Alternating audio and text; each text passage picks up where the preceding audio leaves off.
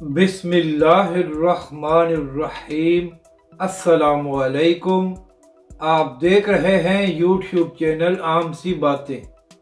Army chief की ललकार, अंदर घुस कर मारेंगे, अल्लामा साद हुसैन रिजवी की बात का असर, इस वीडियो में हम इसी के मुतालिक बात करेंगे।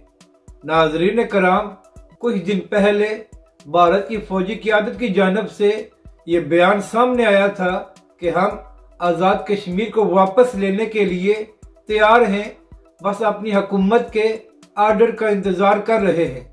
तो इसी बात का जवाब देते हुए पाकिस्तान के army chief general Asim Munir साहब ने कहा है कि पाक फौज पाकिस्तान और आज़ाद कश्मीर के चप्पे चप्पे की हिफाजत और दिफा के लिए तैयार है, और अगर भारत की जानब से कोई शरारत की गई तो पाक फौज भरपूर जवाब देगी और अंदर घुसकर ऐसा मारेगी कि आइंदा कोई ऐसी बात करने के काबिल नहीं रहेगा।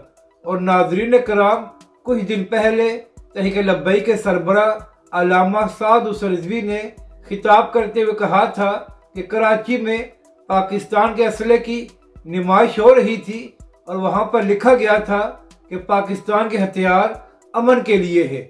तहरीक लब्बैक के सरबरा अल्लामा साद हुसैन रिजवी ने कहा कि अगर पाकिस्तान सिर्फ एक बार ये बात कर दे कि हमारे हथियार और असला सिर्फ हजूर की नामूस के लिए है, तो कोई दुश्मन भी पाकिस्तान की तरफ देखने की हिम्मत नहीं करेगा।